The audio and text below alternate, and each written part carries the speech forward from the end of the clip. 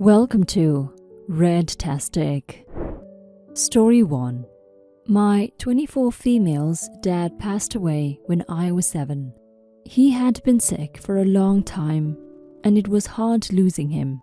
He came from a family with generational wealth, and after he passed, all of his assets were put into a trust for me to access when I turned 21.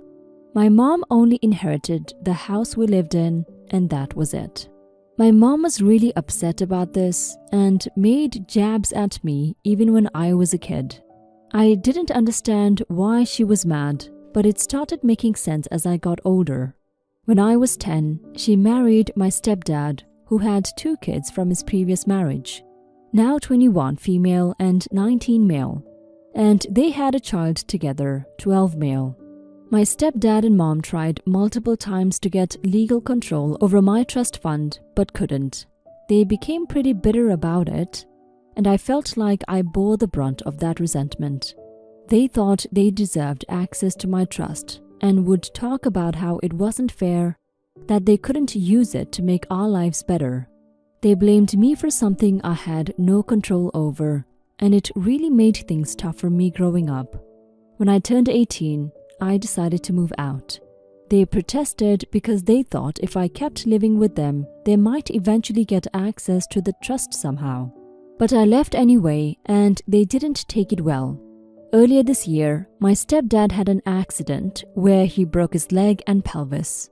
My mom expected me to cover all the medical and household bills while he was recovering, but I refused. She started sending me copies of the bills, photos, and messages saying I should step up and pay them. My siblings even texted me, never did so before, and said they were really struggling, but I ignored them too. I later heard after about 3 months, my stepdad went back to work, but they still kept texting. Now, last week, my mom messaged me saying that he needs a correctional surgery that would let him walk without crutches.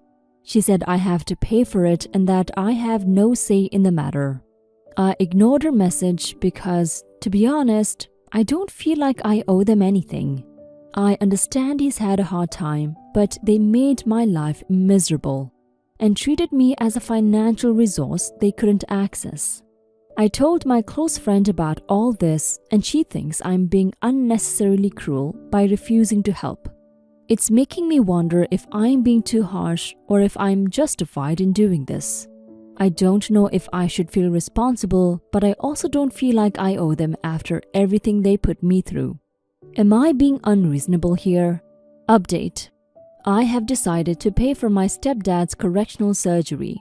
Yes, I know I don't have to, and I'm doing it not because they deserve it, but because I want to close this chapter of my life for good. The other day, I called a family meeting with everyone.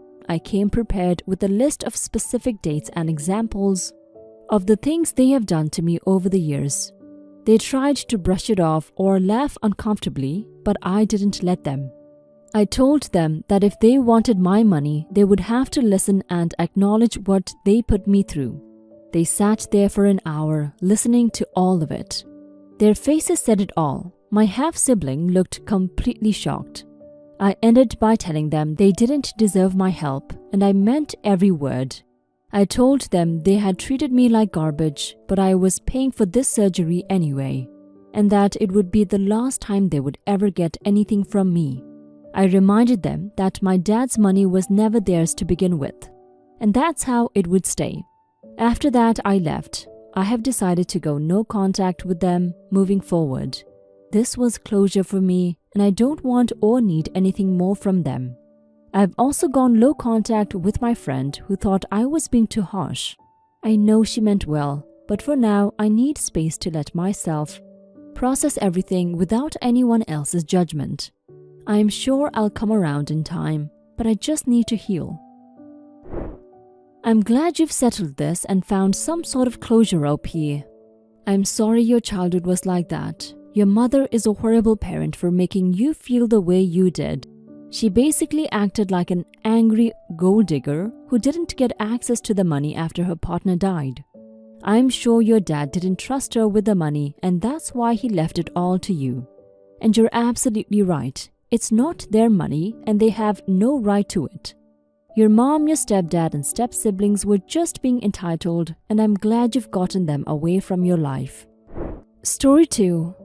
Am I the a-hole for not paying an artist what we agreed on after she totally tried to con me and then going on to tell people she's a con artist and having her lose work? So some friends are saying it's a shady move and some are saying good on me, so time for you guys to decide. It started out with me messaging an artist on Twitter because she had a really unique style, and I loved the art style. We agreed on a logo for £40 and then a banner for £60. We agreed how many times she would change something if I asked, and we also agreed on what both the banner and logo would include. I paid her £40 and she gave me the logo. We were all good, no issues. Now, the logo and banner are for the same business, so they need to be in the same art style, and after looking, generic Twitter scrolling, nothing too serious. I couldn't find anyone who had that same art style, and I think she knew it too. She suddenly demanded £120, and I was like, what for? And she said, that's the price now. I argued with her that I've paid for a logo and I wouldn't have if the original price for the banner was £120, as that's out of my budget. Anyways, after a lot of arguing, I gave her £30 deposit and then said she'll get the rest after I get my commission, so I know she won't change the price. She ended up giving me the commission and I didn't pay her the £90 or even the original $60 we agreed on. Because in my opinion, she tried to con the hell out of me. Now, I'm not going to lie, I fully would have paid her the original $60, but I felt after she tried to scam me, it's only fair I teach her a lesson. Went on to display the screenshots on Twitter, and some people said they won't be going to her. And others called me an a-hole. So Reddit, am I the a-hole? You shouldn't have promised to give her anything, OP, even if she did try to make you give her more money than you all talked about before. You should have bargained and reached a compromise with her instead of promising to pay her and then refusing to. Then you also proceeded to tell everyone on Twitter that she's a scammer. That's you basically putting her out of business. I know you wanted to share your experience with her, with people, but with the way you sound here, it seems to me like you painted her to be way worse than she actually is, because you're trying to get back at her. Now for some comments. Everyone sucks here. You made a deal for the work and you should have both stuck to it. She was the a-hole when she demanded more and you were the a-hole when you paid her less than agreed upon originally. As for the bad review you published, that's where you get even with her and warn others. She needs to learn that money is not in a single transaction, but in good reputation and happy returning customers. You're the a-hole. You shopped around for other artists while you were commissioning another one for the same work. I don't think she raised the price because that's the price now. I think you wanted her to change more than you agreed on. If you didn't want to pay, you should have told her not to finish the commission. You paid her for the icon already. You didn't have to agree to the new price. She's not a con artist. You're inconsiderate. You're the a-hole. She told you the new price before she started the work. What probably happened here was that you wanted something that ended up being considerably more work during the logo revisions.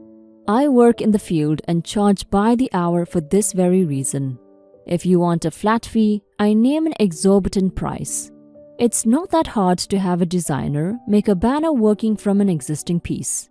And if you wanted to pay less, you should have shopped for a different designer, not scammed the one you hired. I hope you get sued. Story 3. Am I the a-hole for not putting my dog away? So my friends and I have a dinner club. We rotate between 5 households, taking turns making dinner about once a month. Several of us have dogs, but one couple is not dog owners and always asks us not to bring our dogs to their home, despite the fact that everyone's dogs are welcome everywhere else. They also don't interact with anyone else's dogs. It's actually pretty sad. My dog will go paw at the girlfriend and she'll just give him a pat or two and then lightly shift away from him. The girlfriend is the bigger problem. The boyfriend is more friendly. Anyway, this month it was my turn to host. My dog is always pretty gassy and I have gone to the vet and everything, but it's just how he is. His normal place during dinner is under my chair. Well, at this month's dinner, he was in his usual place. But he must have eaten something gross outside because he was farting like every 5 minutes. And it was bad. It didn't bother me much and everyone seemed to be laughing at him, but the one couple just got more and more grossed out. Finally, the girlfriend asked, "Would you mind putting your dog outside the room for dinner? I don't think he's feeling good." I said, "I don't think that's fair. He's just a dog. He won't understand why he's being punished." She said something like, "I'm having trouble eating with the smell." This is where my friends say I might be the a-hole.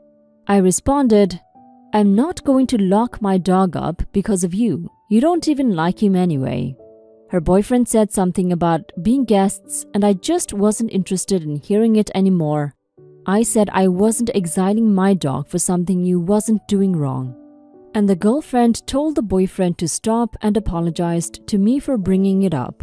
They stayed the rest of the night, but the girlfriend just poked at her food and didn't eat, and they left pretty immediately after dinner. Now my friends are saying I shouldn't have taken such a hardline stance and just put him out of the room for the rest of dinner. I stand by my choice because my dog is my only family and gets sad when he's away from me. But I think I might be the a-hole for how I said it. So am I the a-hole for not kicking my dog out on the whims of a guest? Now for some comments. Anyone who expects their pet to be invited to someone else's house is a major a-hole. Like, really? That's awful and hugely entitled.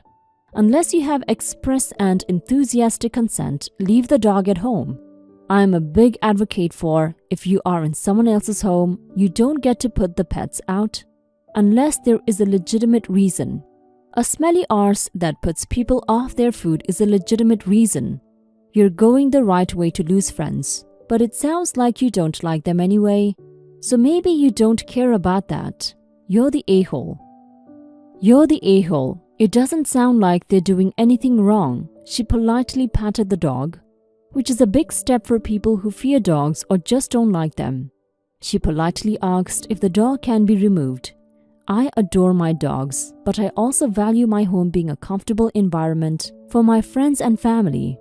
My dogs won't die if I give them a toy and let them hang out in my room. Plus, dog farts are gross. I don't let my own dogs hang out around me if they're gassy and I'm eating. And obviously, if you took him to a vet over it, they're frequent little death bombs. You could have at least just said, "No, I'm not comfortable with that." You're the a-hole. Holy shit. First of all, you're pissed at this woman purely because she doesn't like dogs as much as you want her to. Those couple of pats on your dog's head, that's her making an effort. They aren't obligated to host your dogs just because others are okay with it, any more than you should have to crate your dog when they come over. You're the type that gives dog owners a bad and annoying reputation, in my opinion. No one wants to smell your dog's ass while they're trying to eat. I would not go back to your house after the way you reacted to a reasonable request. You didn't have to put the dog out, but she wasn't wrong for asking. She was polite through the whole ordeal.